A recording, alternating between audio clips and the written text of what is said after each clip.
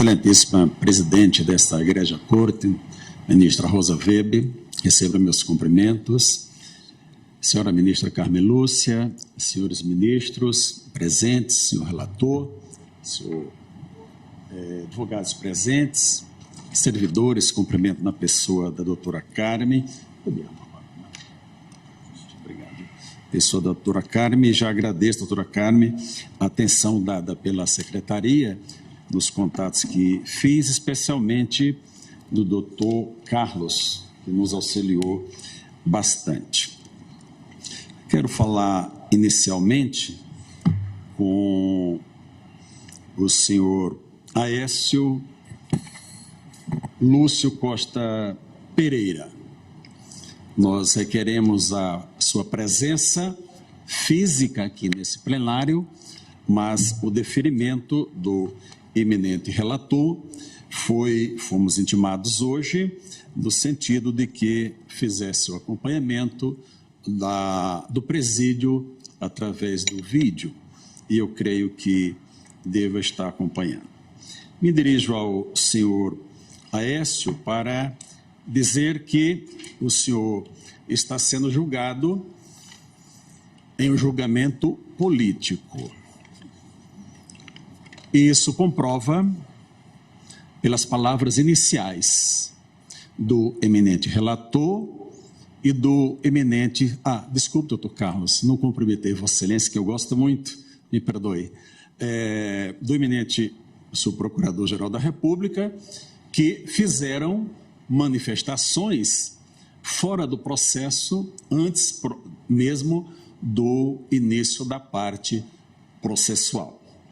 Dizer também, senhora presidente, senhora ministra, senhores ministros presentes, que eu, desde ontem à noite, me isolei de qualquer contato com o exterior, isolei completamente. Mas agora há pouco, há cerca de uns 40 minutos, eu fui informado que o Conselho Nacional de Justiça, através do eminente ministro Luiz Felipe Salomão, que todos saibam, eu estou aqui denunciando de público, abriu um procedimento disciplinar para apurar a minha conduta enquanto magistrado. Todos sabem que eu estou aposentado desde 16 de setembro do ano passado. Eu considero uma intimidação. Digo a Vossa Excelência, ministro Salomão, que Vossa Excelência tentou me intimidar, mas não intimida. Isso é tranquilo. Eu vou disponibilizar ainda hoje, senhora ministra, Vossa Excelência é a presidente do Conselho Nacional de Justiça, minha declaração de imposto de renda e meus extratos bancários. Não só para o corregedor. Antes do prazo que ele me determinou, eu farei para a imprensa, porque eu não tenho nada a esconder e não me intimido com absolutamente nada. Eu sou um homem idoso, 68 anos, com alguns probleminhas de saúde, que posso morrer a qualquer momento, e eu não tenho mais tempo para ter medo de nada. Dito isso, eu quero iniciar dizendo que este tribunal ele é ilegítimo para este julgamento. A Constituição da República, em seu artigo 102, letra B, narra exatamente, senhor ministro relator, quais são as autoridades, as pessoas sujeitas à jurisdição deste tribunal quando praticarem crime comum. A nossa Constituição diz que ninguém será processado nem sentenciado senão pela autoridade competente, com os recursos inerentes. Não haverá juízo de exceção. Aqui nós temos o elenco das pessoas que podem ser julgadas por esse tribunal. E, no caso concreto que nós estamos a examinar, senhora presidente, inequivocamente, a competência para julgamento é do juízo federal de primeira instância. Isso foi arguido em todas as manifestações da defesa, Vossa Excelência tiveram oportunidade de examinar, mas em sessão virtual. Então, nós estamos hoje aqui para que todos presenciem, porque esse julgamento está sendo gravado, que essa conexão alegada, ela não se faz presente. Então, a defesa reitera, já foi feita em todas as manifestações, a incompetência deste egrégio Supremo Tribunal Federal para este julgamento. A denúncia apresentou 4 núcleos, como disse pelo eminente relator. O núcleo de financiadores, dos mentores intelectuais e também dos executores materiais, onde o acusado Aécio está inserido.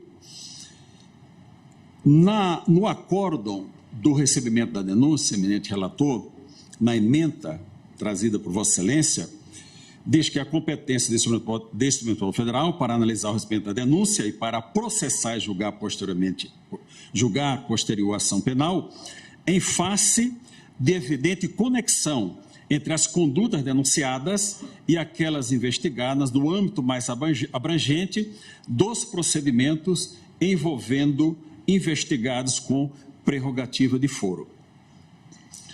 Ressalta, inclusive, eu estou lendo o que está no recebimento da denúncia, os inquéritos 4917, 18 e 19 e elenca os deputados, os senhores deputados federais e senhora deputada federal que estão aqui. Não seria o caso de citar o nome de suas excelências, porque não é o caso.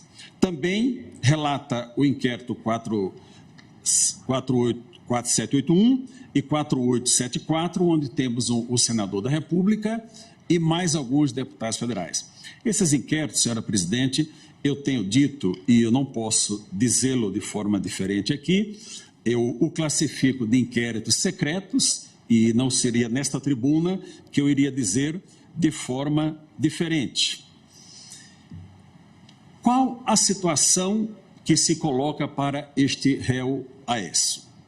Todos nós, cidadãos brasileiros, temos como juiz natural definido, eu agora aposentado, primeira instância.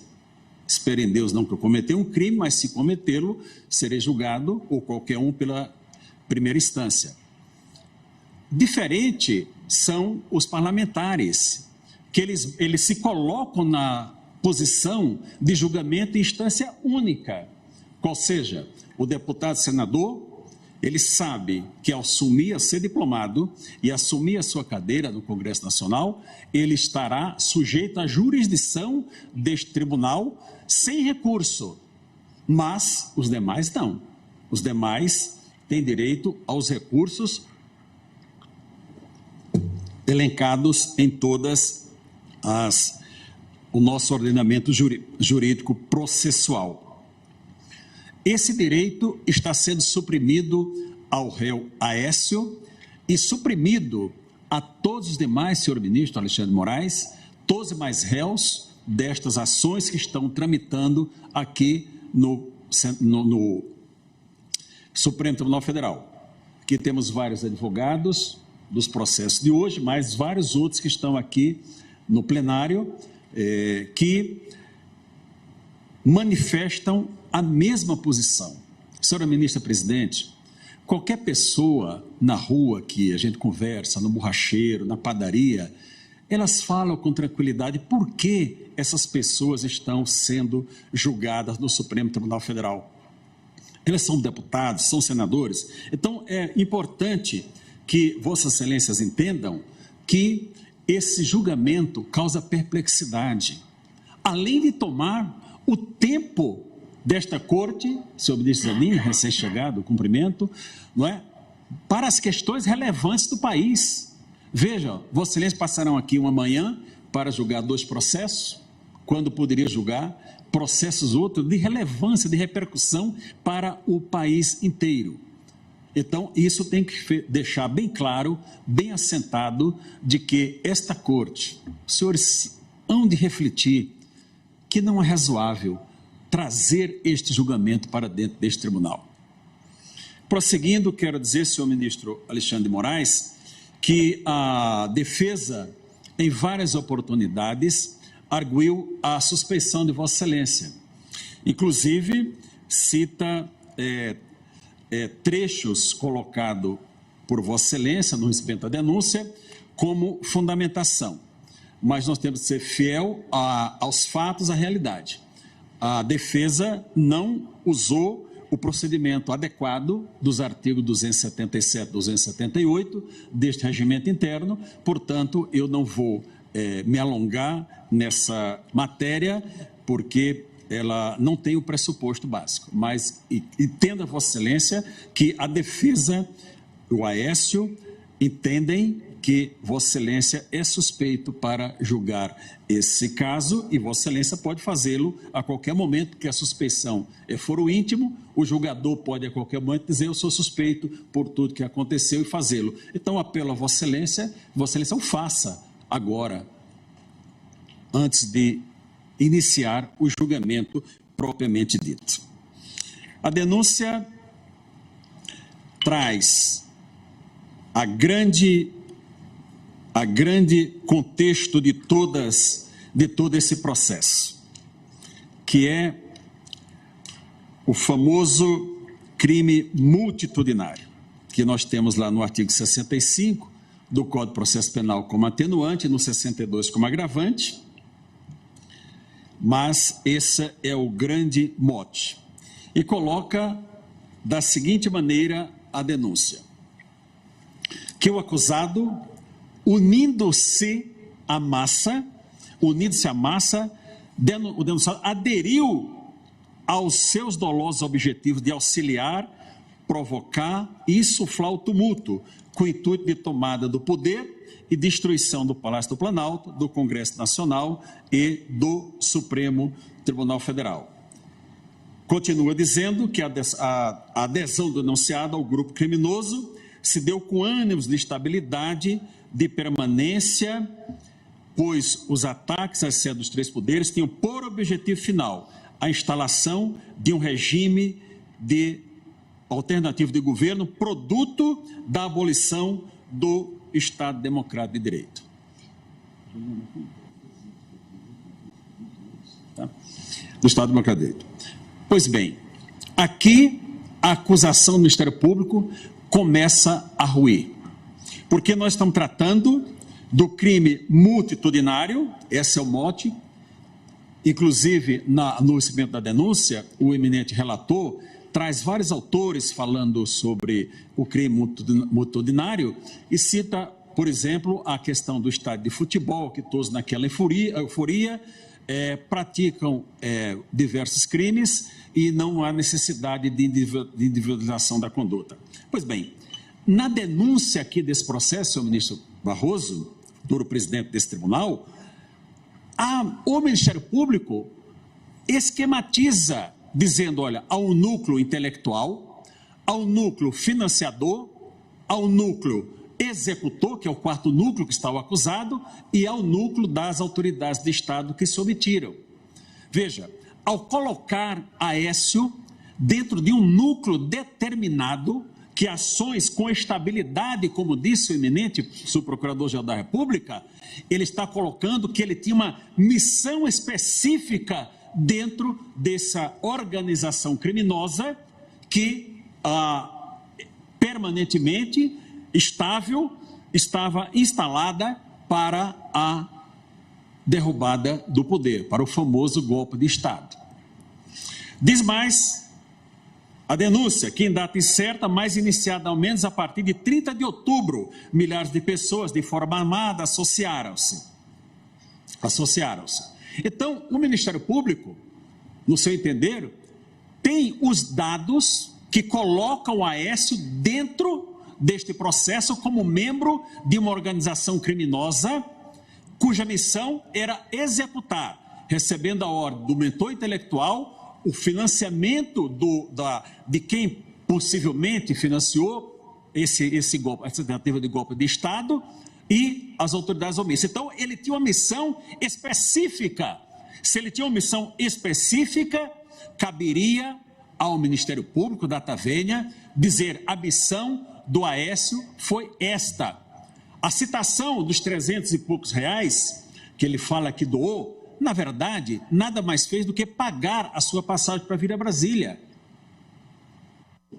Não há nos autos nenhuma prova que a Aécio tenha recebido um centavo de qualquer pessoa, que tenha passado um centavo para qualquer pessoa. Pois bem, vem a denúncia e coloca 3 fotos. E colocou, segundo os advogados me informaram, em quase todos os processos, 3 fotos. Greve geral, tomada de poder, comunicado, na denúncia do Aécio. Mas essas fotos, senhoras ministras, não foram encontradas no celular do Aécio. Essas fotos são como essas faixas que estavam nas ruas, por todos os lugares. Não tem qualquer vinculação do Aécio com a responsabilidade dessas fotos. Em seu celular não foi apreendido esse material, recebendo ou repassando, e poderia até ter recebido. Eu recebo muitas coisas do meu celular, que aliás vai ficar aqui à disposição do tribunal quando eu terminar a minha sustentação oral. Muito bem, não há qualquer vínculo do Aécio com esses fatos. E já que estamos falando do Aécio, é bom já dizer de plano que foi referido pelo ilustre procurador do inquérito de São Paulo. O Aécio foi funcionário da Sabesp, eu já falei CAESB várias vezes, a Sabesp em São Paulo, quase 30 anos, ininterruptos. Síndico do bloco onde ele morava, com 80 apartamentos, são 250 moradores mais ou menos, por 8 anos.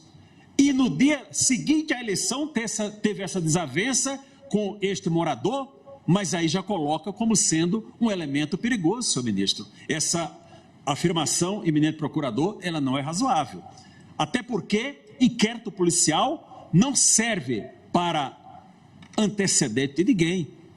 Alguém pode ir à delegacia e falar o que quiser de qualquer um de nós aqui. O delegado é obrigado, aliás, nem precisa. Ele pode fazer uma ocorrência online e dizer: aconteceu isso, isso. Agora, vai colocar como sendo uma pessoa perigosa, violenta por conta desse fato? Em absoluto, isso não pode ser considerado por essa egrégia corte. Digo mais ao senhor Aécio, estou falando aqui, mas estou falando com o senhor, que deveria estar aqui ouvindo, que eu quero trazer essa denúncia também aqui para o tribunal. Esse cidadão está há 8 meses preso, sem nenhum contato com família. Por quê? Porque a sua família, senhores que nos assistem, não foi vacinada, não tem cartão de vacina, tão famoso cartão de vacina em moda aqui nesse país. Não tem cartão de vacina, mas tudo bem, não pode ir ao presídio, ok, a regra do presídio. Foi pedido que houvesse um contato online, como é feito agora, à distância, como tantos fazem. Não pode, isso foi negado pela Vara de Execuções Penais, não foi pelo seu ministro relator, tem que ser dito, não é? Não pode, porque para preencher o cadastro, para falar com a família, precisava ter o requisito. Cartão de vacina. Se não colocar no formulário tem um cartão de vacina, não pode ver a mulher e os filhos. Isto é, senhora presidente, uma tortura psicológica, a meu sentir. A prova contra Aécio são essas 3 fotos que estão aqui e os vídeos que vamos mostrar. Pelo menos estava sendo tentado aqui, mostrado quando eu cheguei nesse plenário. Golpe de Estado. Tentar dar o golpe de Estado sem arma. As armas que nós temos aqui, neste processo, são canivetes, bolinhas de gude, machado. É isso. São as armas para o golpe de Estado. Colocado, deixando claro que não tinha nenhum quartel de prontidão. Quem iria assumir o poder se houvesse o golpe de Estado? Qual era a unidade que estava preparada para assumir? Não tinha militares sequer para proteger o Palácio do Planalto, não é isso? A Guarda Presidencial não tinha sequer o efetivo suficiente para proteger o Palácio do Planalto, mas a denúncia diz aqui que o Aécio, com essa sua estabilidade, com armas impróprias, munido de armas impróprias, arremessava contra os policiais objetos contundentes. Vejam, senhores ministros, ninguém discute que houve depredação do patrimônio público. Ninguém discute que houve violência para quebrar vidraças, entrar nos prédios públicos. Mas cada um lhe é dado, a cada um, o julgamento conforme a medida da sua participação. Essa é a regra do artigo 29 do Código Penal. A coautoria, a responsabilidade é na medida da sua culpabilidade. Mas nós estamos tratando aqui de uma situação em que alguém que estava na rua, em toda essa euforia, o outro quebrou, quem estava lá na rodoviária, se tivesse matado alguém também iria responder por homicídio. Isso não é razoável que possa acontecer. O presidente da República estava em Brasília? Não estava em Brasília. Havia alguém para dizer, olha, estou tirando da cadeira. Nós tivemos recentemente um golpe de Estado no Níger. Os militares chegaram lá, tiraram o presidente, fizeram no refém e assumiram o poder. Isso é um golpe de Estado. Agora, senhores ministros, será que nós vamos escrever na história que houve uma tentativa de golpe de Estado sem armas? Tentativa de golpe de Estado sem armas. Qual a pessoa armada? Alguém tinha um fuzil? Se era organização criminosa, era muito fácil pedir emprestado para o PCC ou para o Comando Vermelho ou qualquer outra dessas organizações que são organizadas, sim, são tão organizadas que o Estado não consegue impedi-las de caminhar e caminhar bem financeiramente. Alguém trouxe um fuzil para Brasília? Alguém trouxe? Naquele povo que estava ali no dia 8 de janeiro? Não houve. Houve o impedimento de funcionamento dos poderes? Qual poder deixou de funcionar por conta da ação que houve desse prédio nos demais prédios? Esse Supremo Tribunal Federal estava em recesso? O Congresso estava em recesso? O presidente da República, no dia seguinte, fez reunião com Vossas Excelências. Lá no Palácio do Planalto, saíram todos, caminharam até aqui, esse Supremo. Houve um só dia que os poderes não funcionaram? Nem um só dia. O Ministério Público diz, olha, mas houve necessidade de repor. Claro, houve dano, quebrou. É claro que houve um período para recompor todo esse plenário, ficou lindo, aliás, não é? Houve um tempo para isso, mas impediu algum dia de funcionar? Os senhores ministros estavam aqui em Brasília, aqui no prédio? Parece-me que não. Tinha algum deputado no prédio? Um domingo. Não é razoável dizer que houve tentativa de impedir o funcionamento dos poderes. Com relação ao dano, isso é indiscutível. Com relação à destruição ou danificação de material cultural protegido, a denúncia não diz qual. A denúncia fala de dano, mas não diz o que foi destruído, protegido. A conduta do Aécio, a doutora Juliana vai mostrar aqui para os senhores já. O que temos contra Aécio, concretamente, só isso, não existe mais nada. Não existe mais nada. 2 vídeos que foram encontrados em seu celular, e um vídeo que saiu na imprensa, mas não foi encontrado em seu celular. O que disse um dos vídeos? Minha folha fugiu aqui. Encontrei. Na rampa do Congresso Nacional, senhor relator, eu ia pedir, senhores ministros, que antes do iniciar o julgamento, que Vossas Excelências, que não tiveram a oportunidade, vissem os vídeos. Mas, quando eu cheguei aqui, senhora ministra, estava passando um dos vídeos do Aécio. Então, eu creio que o eminente relator deverá apresentar, e se não era a intenção, eminente ministro Alexandre, eu solicito a Vossa Excelência que o faça, para que os senhores Vejam as 3 manifestações do Aécio. Na primeira manifestação, senhora ministra, é um vídeo de 1 minuto e 18 segundos, na rampa do Congresso Nacional, onde ele rindo com outras pessoas, rindo, olha aqui, amigos, aí manda um vídeo, a meu parente, fulano, meu amigo, minha mãe, nós estamos aqui, que alegria e tal. Aí ele diz o seguinte,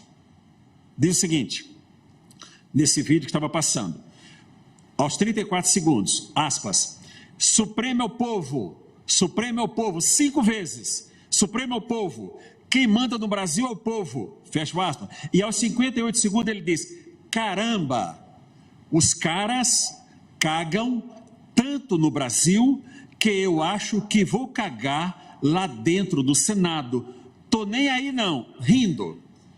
Após ele fala que vai tomar banho no espelho d'água. Esta é a ação do Aécio.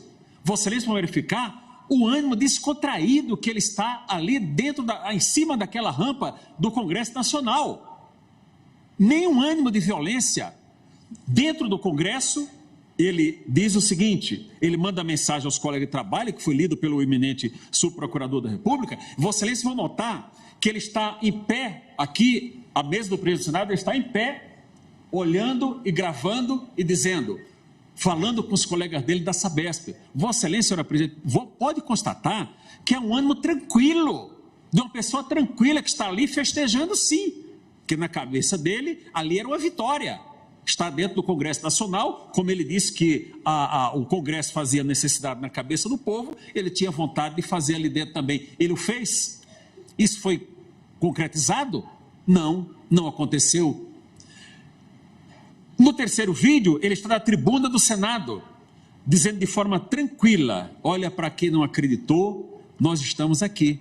Então, Vossa Excelência, verifiquem se o ânimo daquela pessoa é de alguém que acabou de praticar qualquer violência. Não praticou qualquer violência. A doutora Juliana vai trazer aqui agora sobre a prova e eu volto na sequência, senhora presidente, para fazer esse apelo aos senhores, que verifiquem os vídeos, que não tem qualquer ligação do Aécio com aquelas depredações, com os fatos que aconteceram dentro do Senado Federal. Aqui no Supremo Tribunal e no Palácio do Planalto, não é objeto da denúncia, não há necessidade de falar nesse momento. Então, senhora presidente, eu vou...